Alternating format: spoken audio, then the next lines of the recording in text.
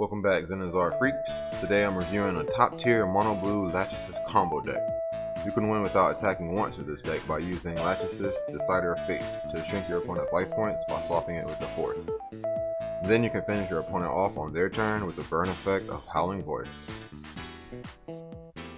Or if you make it back to your turn, you can simply summon a Revolver Condor to snipe their last points of life per game. You also run Baldrod, the Flaming Demon, as removal and as a way to lower your force points. The deck has a lot of card draw to find your combo pieces, and magic to defend yourself until you can resolve your combo.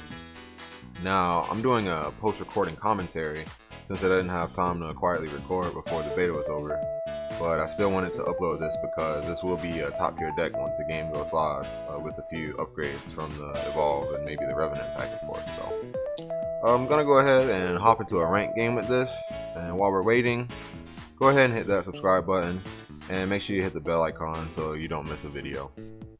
I will be uploading Zenonzard content. Hopefully this game releases tomorrow as of me uploading this.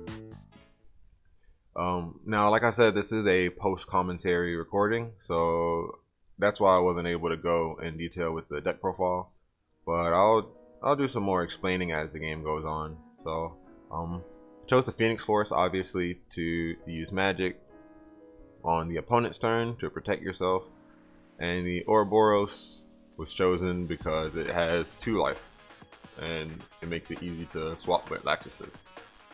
I feel like Ouroboros isn't very strong in this deck, but you know, the 2 life makes it easy to combo with Lachesis. So now, as you see here, I'm going to skip playing that because I want to play the neutral mana so I can play the Pollen and get the card draw off of it. When I play Pollen, if I have no minions in my base, just plain neutral mana, when you summon him, you draw a card. Probably one of the best turn 1 plays you can get.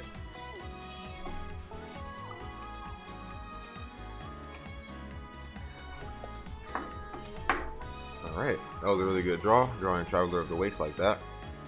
So I'm definitely going to skip mana again because the only base minion in my hand has an effect when I play it, which allows me to put a minion from my field into my base, but I don't have one yet, so I want to definitely save that for later. I'm going to use my movement to accelerate my mana as usual. That's a really good play. You want to early game put your 1-drops into your base to accelerate your mana. Now, I was thinking about summoning that rat. She told me to. I didn't want to because I couldn't get the draw effect off of it, but I just wanted to play a card so that next turn I'll be able to accelerate my mana without having to use any of my resources. Alright, now they play their creature book. They look at the top 3 for a minion to add to their hand. Now back to my turn. Alright, I finally draw a base minion I want to play. When you play that base minion, if you have 4 or more mana, you draw a card. Simple as that. It's really good. Another Traveler of the Waste coming to search for Songbird. And now they're encouraging me to move back to the base. I think that's a good idea as well. Now she's telling me to play the Merfolk Waitress, which added Tidal Wave to my hand. Now, as you can see, I decided not to do that. Nope.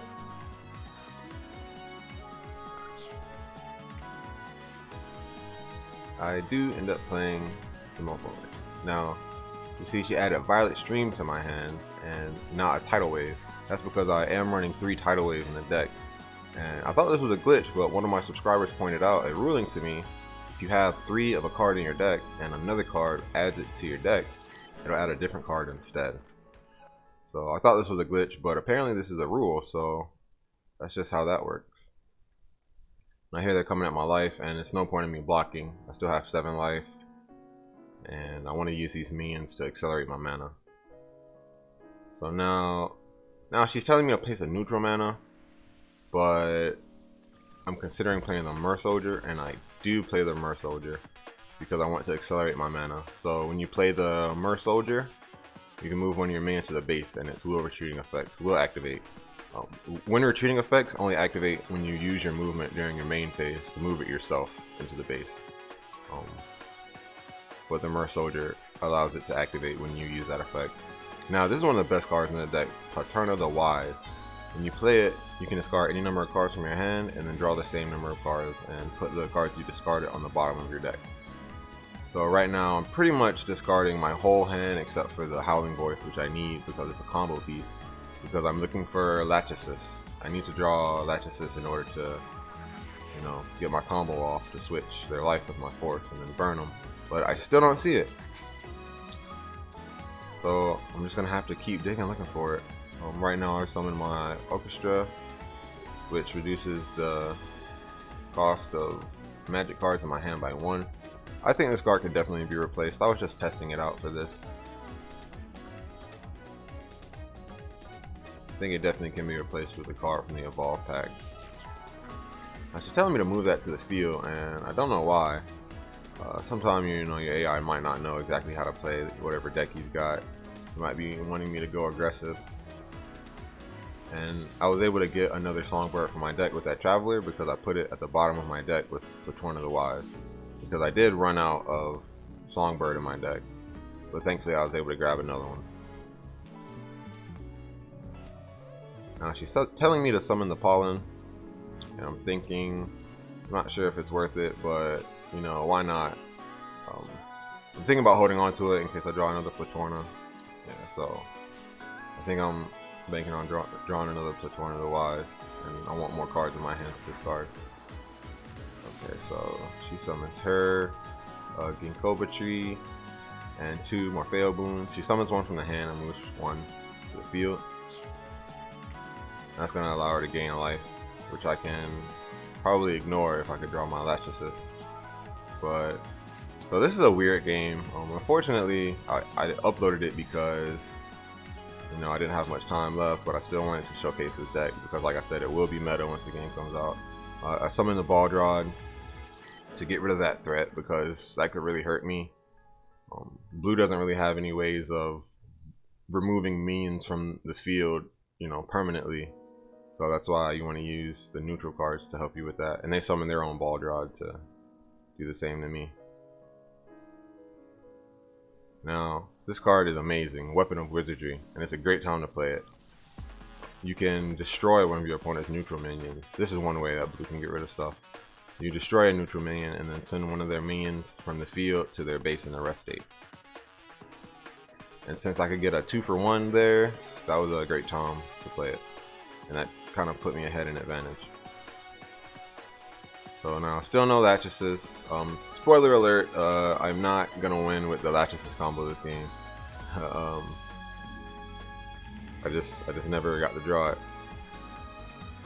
But it is what it is. Now she's telling me to summon the Revolver Condor. I don't know exactly why, especially after moving the knight to the field. So I just passed the turn. I'm hoping to draw Lachesis. That's why I'm holding on to the Revolver Condor.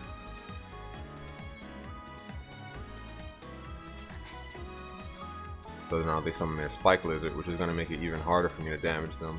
In between the Minotaur Force and the Spike Lizard, which reduces the damage of low cost minions to your life by 1. It's going to be really hard for me to get to her life, especially without destroying that Minotaur Force.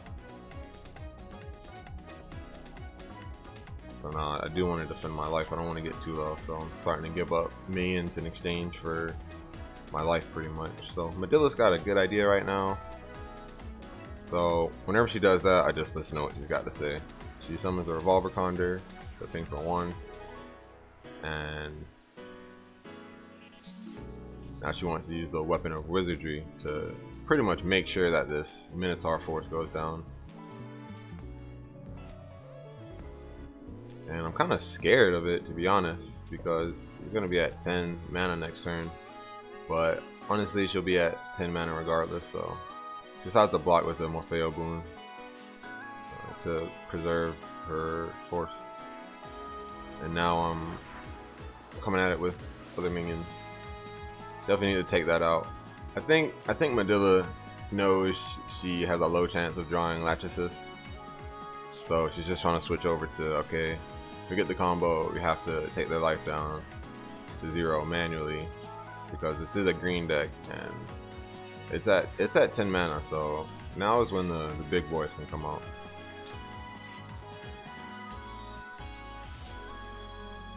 Alright, now they're at 10 mana. Let's see what they do. My cards in hand, they summon an Amarilla. That card's really scary, or can be really scary, especially with the right force. So now it's coming at my life with the creature book, and Medilla wants me to use the tidal wave to move one of my opponent's minions to their base. Now I was confused here because I couldn't exactly remember. I know that Amarilla has a when retreating ability, so I didn't want it to activate when I sent it to the base. But I remembered that it won't activate if I force it to her base, which is good. Now she wants me to play the Howling Voice, which I'm hesitant on because obviously it's a combo piece, but I think Medilla is wanting to set up for next turn. Maybe she sees a way we can win, so she just wants to use the Howling Voice to defend, to make sure that we don't die, and also to put her in a disadvantageous position because the opponent already used their movement, meaning they won't be able to move back whatever I put in their base with the Howling Voice. And she wants me to target the Morpheo Boon because the card allows her to gain life, and that's probably why she's prioritizing that card over the one that's attacking me right now.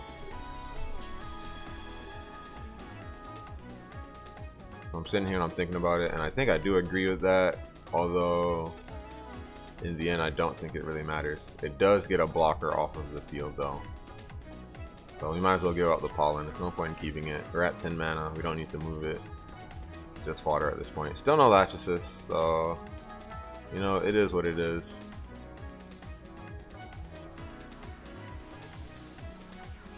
She wants me to move that to the field. I'll go ahead and do it. Now it's time to go aggressive. Coming straight at the life, no more Minotaur Force, so it's not going to be reducing the damage. I'm going to use that tidal wave to push that back, get that off the field, so we can make our advance. Now right here, Medilla is telling me to attack the force, and she wants me to attack the force so when I summon the Conjure from my hand, it can go straight for the life. But I realize that that is a mistake, because if I attack the force, my opponent will get a mana and be able to draw a card, and with that 1 mana, they'll be able to activate a flash spell from their hand. I think it's called Binding Ivy, and that might cause me to be unable to finish her. So with that, recognizing that, I decide to attack the life instead of the force, because I see myself that I can win without destroying the force. So once I do that, she recognizes my plan and sees that if we just attack the life directly, we'll be able to summon the Revolver Condor and win the game.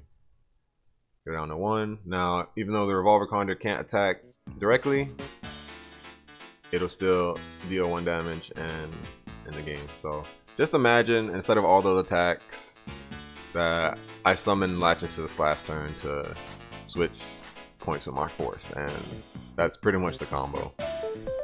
So when it comes out globally, hopefully I'll be able to build this deck and revisit it and make another video for you guys. So I just want to thank everyone for watching this.